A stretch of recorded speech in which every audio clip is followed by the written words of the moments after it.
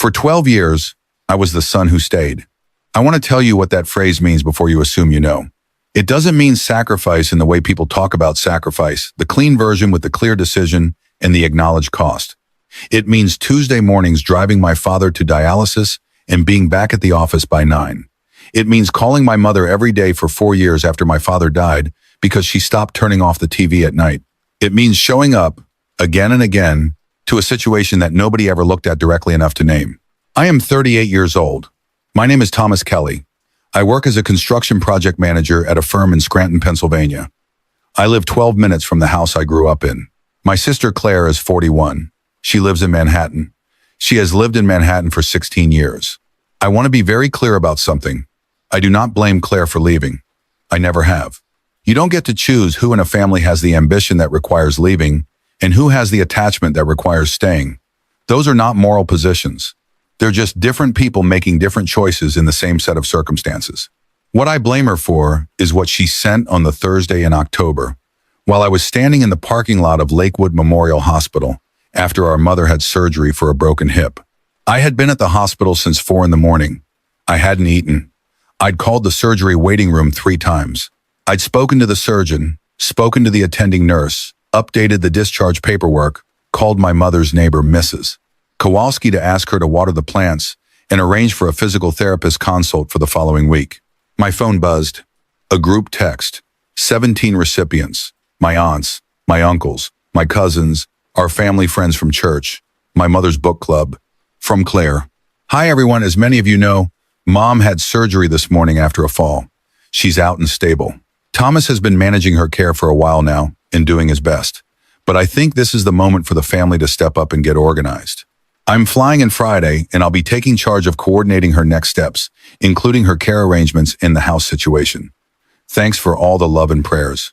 We'll keep everyone updated. See, I read it in the parking lot, under the lights, with a cup of cold coffee in my hand that I didn't drink. Thomas has been managing her care for a while now and doing his best. His best. I stood there in October cold, and I thought about 12 years. I thought about everything a 12-year summary does not contain. The specific texture of 4,368 individual mornings. The number of times I have watched someone sleep in a hospital chair. The specific sound my father made during dialysis in his last year. The particular way my mother's voice changed after he died, and the way it has been slowly changing back, and how I have been keeping track of that change because I am the one who is there to track it. His best. I didn't respond to the text that night. I drove home. I sat in the kitchen of the house I grew up in, not my house, her house, which I have been keeping alive for 12 years, and I ate cereal at the kitchen table and looked at her reading chair in the corner of the living room. Then I thought about everything I had not yet shown anyone. Let me take you back to the beginning of the 12 years, because the text didn't come out of nowhere and I didn't come out of nowhere, and the story doesn't make sense without the foundation under it. My parents were Patrick and Helen Kelly. My father drove a delivery truck for a regional food distributor for 30 years. My mother worked half-time at the school district administrative office until she retired in 2014. They were not wealthy. They were not complicated. They loved their kids in the particular Irish Catholic Scranton way that expressed itself primarily through criticism that was actually concern, and food that was actually love, and silence about anything difficult that was actually the deepest form of it. Claire was their firstborn, and she was extraordinary from the beginning in the ways that firstborns sometimes are driven, high-achieving, clear about what she wanted, and clear about how far she intended to go to get it. She got a full scholarship to Columbia. She moved to New York at 22. Within 5 years, she was a senior analyst at a financial firm. She calls home on Sundays. She sends money at Christmas. She comes back twice a year. I was their second child, and I was not, and am not, extraordinary in the same visible ways. I was good at construction math. I liked building things with my hands. I did a year of community college and then took a job at DeLuca Construction, where I have worked my way up over 14 years to project manager. I know every subcontractor in Lackawanna County. I know load-bearing walls and drainage slopes, and the specific way old houses in this part of Pennsylvania settle after the first hard winter. I stayed because I wanted to stay. That's the part people don't believe, and I understand why, but it's true. I love this city. I love the particular topography of a place that was once industrial and is figuring out what it wants to be next. I love the coffee at the diner on Wyoming Avenue and the way the mountains look in November in the fact that I can have lunch with my mother on a Tuesday. I was not a saint who gave up his dreams. I was a person who actually had these dreams, specific and located, and I stayed to build them. The architecture certification took 5 years. I want to be precise about that. 5 years of night classes through an online program, taken between 8 and 11 p.m., after work, after visiting my mother, after everything the day had already asked of me. I did it because at 32, I realized that construction was what I did, but design was what I thought about the relationship between a building and the people who needed it, the specific problem of how you make space that helps people be more fully themselves. I passed my exams in March. I told no one except my friend Marcus, who I've known since the 7th grade and who celebrated by taking me out for wings and spending most of the evening asking me to explain what the certification actually meant, which I eventually gave up trying to do. I didn't tell my mother, not because I was hiding it, because I was planning to tell her at the right moment, and then my father's health accelerated in that direction. And the right moment kept becoming the wrong moment. And then my father died, and the timing felt strange. And then she was adjusting to living alone, and then I was focused on being there for her. And then it was just something I had. In September of this year, 6 weeks before the group text, I received notification that I had been selected as the primary design consultant for the Lackawanna Community Hub renovation. A building on the east side of Scranton that had been a community center in the 1960s and 70s had fallen into disrepair and was now being revived through a community development fund. My job: to design its renovation in a way that served the people who would actually use it. It was the first architectural commission of my life. It was also not a headline, not a magazine feature, not the kind of thing you announce at dinner or post online.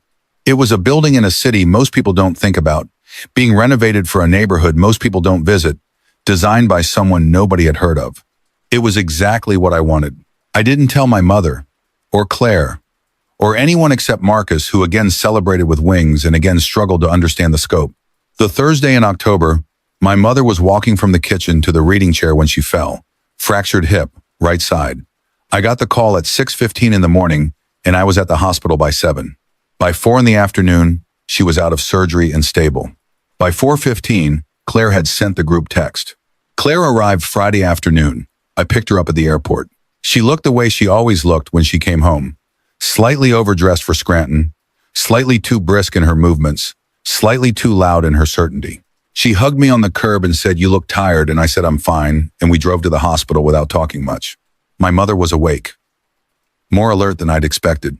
Claire sat on one side of the bed and held our mother's hand and cried a little, which was real crying. She loves our mother, that is not complicated, and our mother patted her hand and said something about not being dramatic, which made us both smile.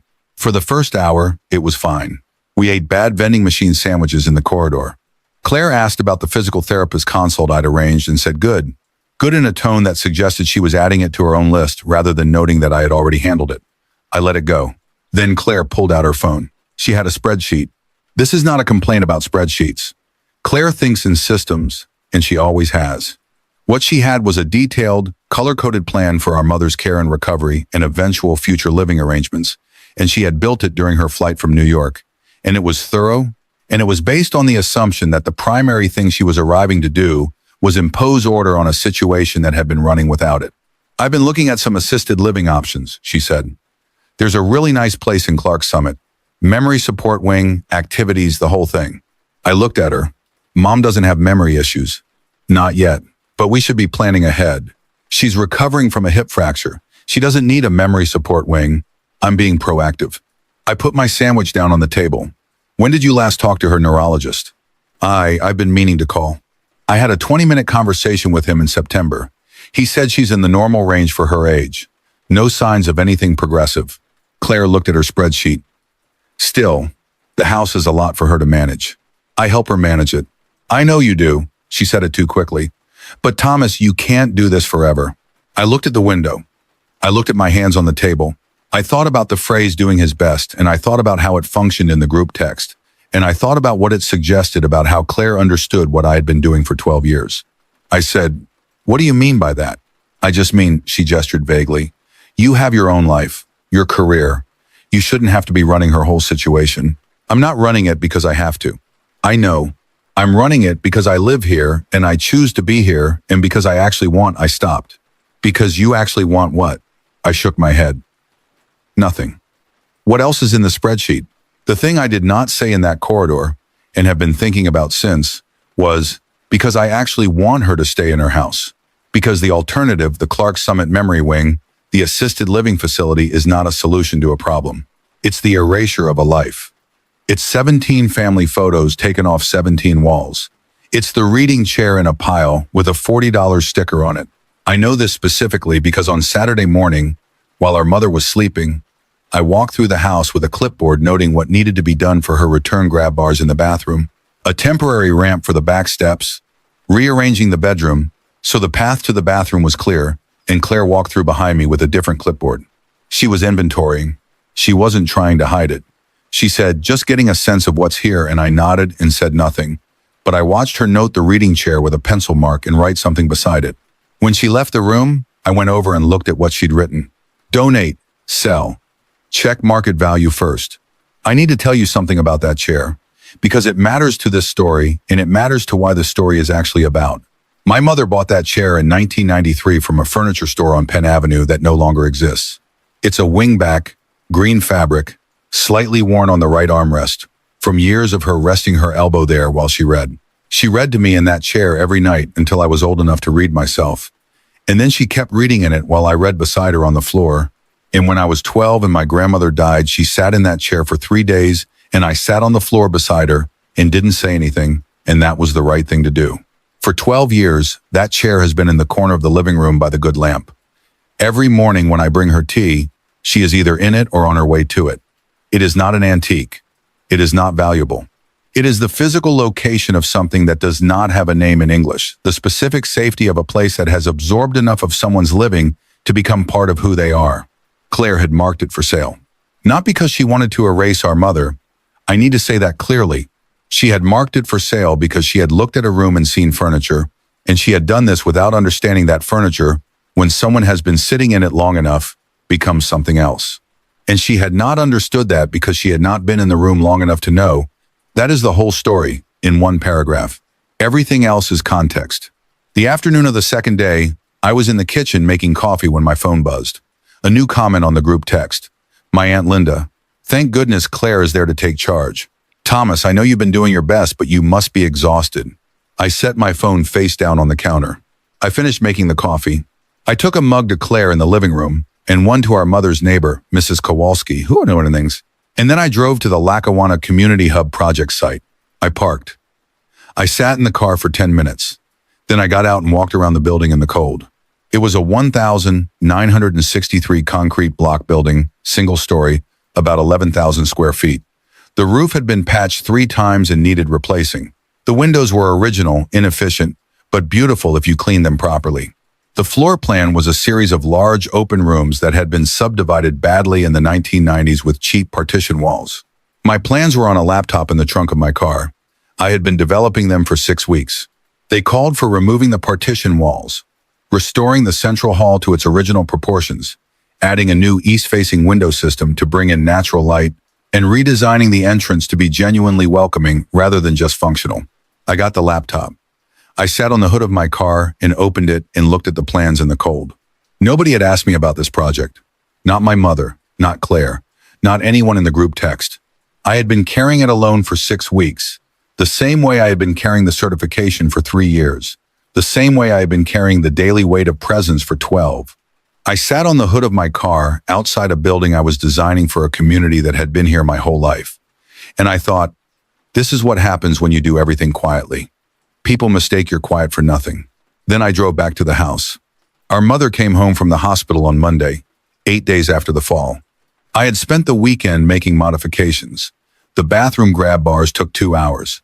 The temporary ramp for the back steps took 4, because the angle of the steps required a custom slope, and I had to fabricate the railing attachment points myself. The bedroom rearrangement took an hour. I moved the reading chair from the corner of the living room to the bedroom, closer to the window, so she'd have somewhere comfortable to sit while she recovered. When Claire walked through the modified house on Sunday afternoon, she said, "Oh, this all looks great," in the tone of someone assessing work that had been done to her specification, even though she had not specified any of it. Our mother came home Monday. Claire and I brought her in together. She stood in the doorway of the bedroom and saw the reading chair by the window and said, very quietly. Oh, good. That was all. Just, oh, good. I looked at her. She was already moving toward it. For the next several days, we established a rhythm. I came in the morning before work. Claire was there in the evenings. We rotated well, in the practical logistics sense. We did not talk about the spreadsheet or the group text or the assisted living facility or the reading chair sticker. The not talking felt thick, like a room with too much furniture. Tuesday evening, I arrived to find Claire on the phone in the kitchen speaking with someone I gradually understood was the Clark Summit facility. She had her back to the hallway. The kitchen door was half open.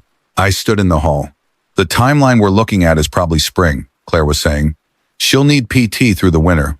But once she's mobile again, we want to think about the transition. Yes, I can be back in November to do a tour.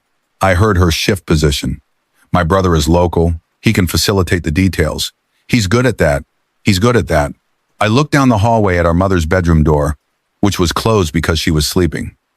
I stood there for maybe 30 seconds. He's good at that. Not. He has been here every morning for 12 years. Not. He knows her neurologist by name. Not. He reorganized the bedroom and built the ramp and moved the reading chair to the window because he knows her well enough to know which window has the right light. Just. He's good at the details. Good at the details. I walked back out the front door without going into the kitchen. I sat in my car. I called Marcus. She's making care home calls, I said. Marcus was quiet for a moment. He does this, he processes before responding, which I have always found calming. Then, what did you say? I didn't go in. Thomas, I know. You have to say something. I know. You've been not saying something for 12 years. That landed somewhere specific. I didn't answer it directly. Show me the hub plans tomorrow, I said instead. I need to explain them to someone. Marcus came to the site on Wednesday afternoon. We walked the building together. I showed him the plans on the laptop. He looked at them for a long time. Not the 12-second glance I expected. He actually looked. Then he said, "You designed all this." "Over 6 weeks, yeah." "No, I mean you personally designed it. You drew this." "I did the drafts in the software, yeah." He looked at the building. He looked back at the plans. "Tom, this is a real thing you made. That's what the certification is for." "Does Claire know about the certification?" I looked at the building. "No." "Does your mom?" "No." He was quiet for a moment. Then, "Who knows?" "You. The Development Fund Board. My supervising architect. That's 3 people." "I know. You've been carrying a whole life that 3 people know about." "Marcus, I'm not criticizing you. I'm just saying it out loud so you can hear it." I looked at the building. At the windows I was going to restore. At the entrance I was going to redesign so it said welcome instead of just door. "It's hard to show people things," I said. "I know," he said. "But sometimes you have to, because otherwise people keep assuming things." The conversation with Claire happened on Thursday evening. Not planned. I didn't arrive intending to have it. I arrived with soup from the diner on Wyoming Avenue, chicken and rice, which our mother has eaten since I was a child whenever anything was wrong, and Claire was at the kitchen table with her laptop open and her phone beside it with the Clark Summit facility website on the screen. I put the soup down. I sat across from her. She looked up. Something in her face registered what was coming. "I don't want to fight," she said immediately. "I don't either. But you're about to say something." "Yes." She closed the laptop. That was a good sign. She looked at me. "I heard your phone call Tuesday," I said. She was quiet. "The part where you told them you could come in November to tour. The part where you said the timeline was spring. Thomas. The part where you said your brother is good at the details." She looked at the table. "I need to ask you something," I said, "and I need you to actually think about the answer." She nodded once. "When is the last time you asked me what I wanted? For Mom. For this situation, not logistics, what I wanted." She opened her mouth, closed it. "I'm not asking because I think you're a bad person," I said. "I'm asking because I genuinely don't know the answer." A long pause. "I assumed," she said finally, "that you'd tell me if something wasn't working. I assumed the same thing about you." We sat with that. "I don't want her in assisted living," I said. "Not now. Not in the spring. Not until she needs a level of care that I genuinely cannot provide. And we are nowhere near that. The house is a lot. I know what the house is. I've been in it every day for 12 years. I kept my voice even. I've also been doing something else for the last 6 weeks that I haven't told you about." "Or Mom," Claire frowned. What do you mean? I pulled out my phone. I opened the hub plans. I turned the phone toward her. She looked at it. What is this? The community center renovation on the east side. I'm the design consultant. You what? I got my architecture certification 3 years ago. In March. I've been doing coursework since 2018. She stared at the phone, at the plans. I know I didn't tell you. I'm telling you now. She kept looking at the plans. Something was happening in her face that I had not expected and could not immediately identify. Not pride exactly, something more complicated. Why didn't you tell us? Because there was never a right moment. And because I stopped. Then I said the true thing.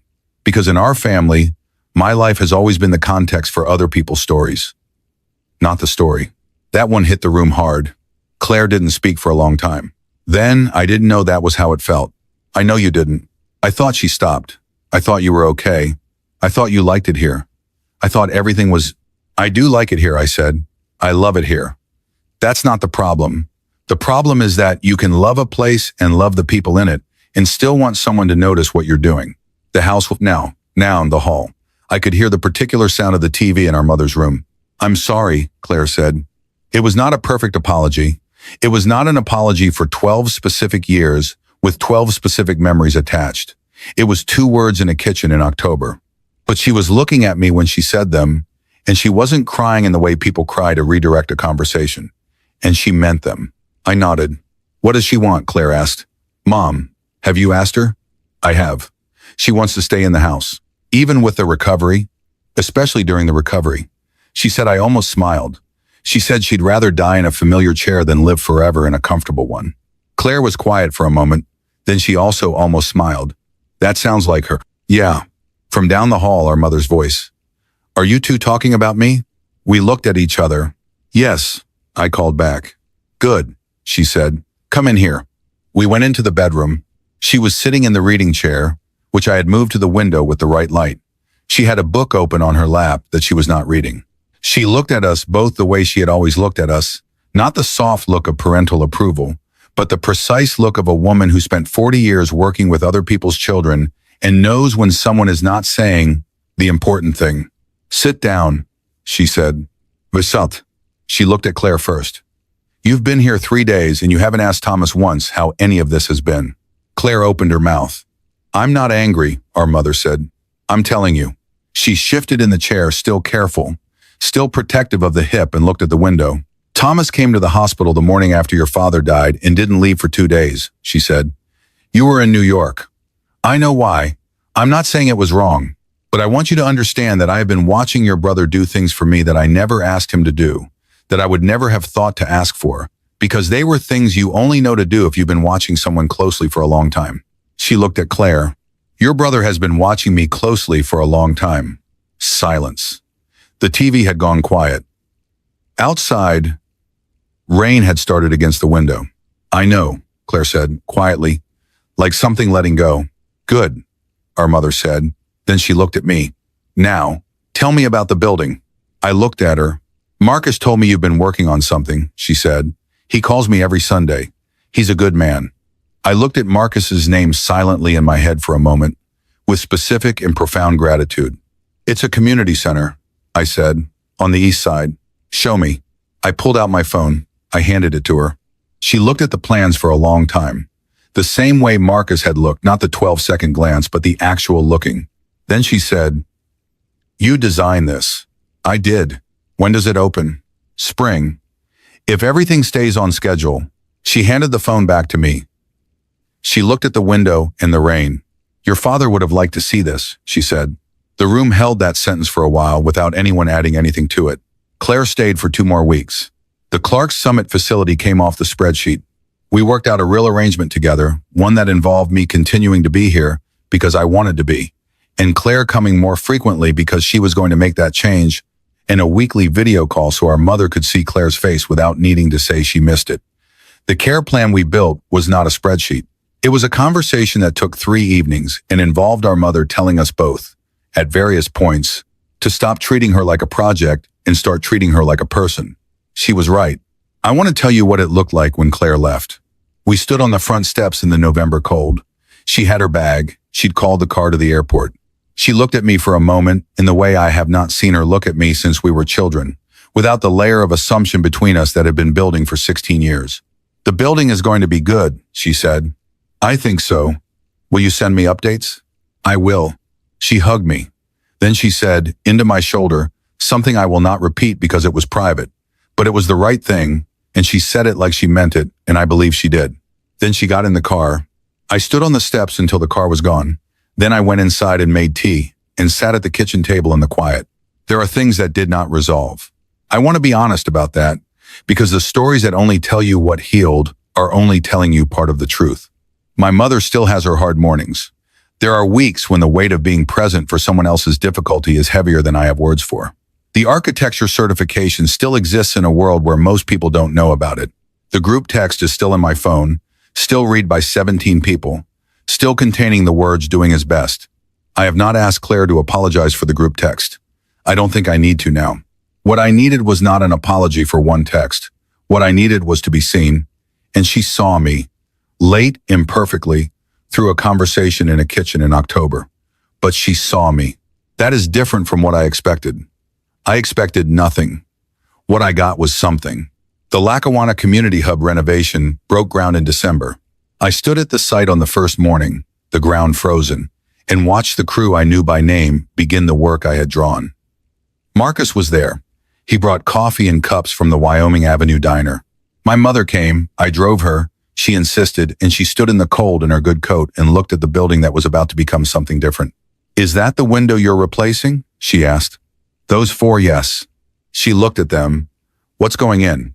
"A wood frame system, south-facing, 12 feet high." "Will there be light in the mornings?" "From 7 to about 2, yes." She nodded. Then she took my arm, partly for steadiness on the uneven ground, partly just for the taking, and looked at the building. We stood there a while in the December cold, watching work begin. The reading chair is in her bedroom now, by the window with the right light. I moved it before anyone could put a sticker on it. She hasn't commented on it being there. She doesn't have to. Every morning when I bring her tea, she is either in it or on her way to it. That's enough. That is more than enough. I have been thinking about the group text for a long time, about the phrase "doing his best," about what it means to be described that way by someone who loves you, not maliciously, just without looking.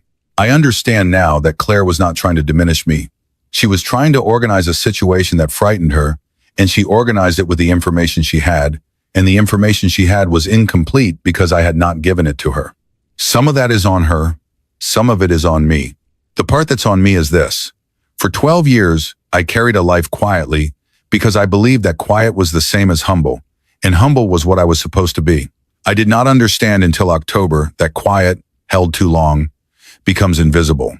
And invisible people cannot be chosen. They can only be used. I'm done being invisible. The building opens in the spring. The plans are done. The crew is good.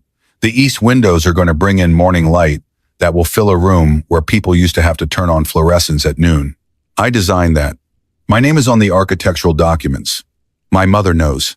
Here is the question I've been sitting with, and I'll leave it with you. Selena Lawson left with $200 and her courage and built something far away. I stayed with nothing and built something here. Different journeys, same destination, the place where someone finally sees you clearly. But I want to ask you this. Is there someone in your life who has been present for so long you've stopped seeing what that presence actually costs? Someone who shows up so reliably that you've confused their reliability with availability, as if being willing to do something means they have no other use for their time? Those people don't always leave to get your attention. Sometimes they just keep showing up. That's the harder love. The one that doesn't announce itself. The one that builds something quietly in the cold. Tell me in the comments, have you ever been that person? Or have you had one?